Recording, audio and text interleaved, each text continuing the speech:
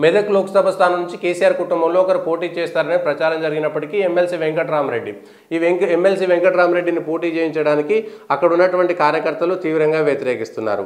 ఆయన సిద్దిపేట కలెక్టర్గా ఉన్నప్పుడు అదే మిగిలిన అంశాలు అదేవిధంగా మెదక్లో పనిచేసినటువంటి నాయకులందరూ పక్కకు పోయి ఆయనను మెదక్ ఎంపీగా ఎట్లా పోటీ చేయిస్తారు, ఇదెక్కడ అన్యాయమని బీజేపీ ఎమ్మెల్యే రఘునందన్ రావు కూడా చాలా తీవ్రంగా ఆరోపణలు చేశారు. దమ్ముంటి హరీష్ రావు కేసీఆర్ కుటుంబం నుంచి పోటీ చేయాలి, కేసీఆరే పోటీ చేయాలి అవసరమైతే, కానీ మెదక్లో పార్టీ కార్యకర్తలు గతంలో తెలంగాణ ఉద్యమం కోసం పోటీ చేసినటువంటి తెలంగాణ ఉద్యమం కోసం ఎర్రోల శ్రీనివాస్ లాంటి నాయకులను ఎందుకు ఇస్తలేనటువంటి చర్చ జరుగుతున్నటువంటి నేపథ్యంలో వెంకట్రామరెడ్డికి ఇస్తే టీఆర్ఎస్ కార్యకర్తలే వ్యతిరేకం చేస్తారేమో అనేటువంటి ఒక భయం కూడా ఉన్నది. ఆయనకి ఇవ్వడం వల్ల పాత ఉద్యమకారులు, ఎందుకంటే గతంలో కేసీఆర్ కున్నంత పట్టు భయం ఇప్పుడు కార్యకర్తలు కానీ నాయకుల్లో కూడా ఉండదు. ఎందుకంటే 10 సంవత్సరాల నుంచి మమ్మల్ని కలవలేదు, కార్యకర్తలకు వాల్యూ ఇవ్వలేదు అనేటువంటిదే ఓడిపోయింది. కానీ సరే, మెదక్ ఎంపీ కింద 6 ఎమ్మెల్యే స్థానాలు టీఆర్ఎస్ గెలిచినప్పటికీ టీఆర్ఎస్ పరిస్థితి వెంకట్రామరెడ్డికి ఇస్తే టీఆర్ఎస్ నాయకులే ఆయనకు సహాయం చేయరు అనేటువంటి అంశం కనబడుతుంది. కానీ వెంకట్రామరెడ్డి అయితే 4 పైసలు ఖర్చు పెట్టుకుంటాడు అనేటువంటి దృష్టిలో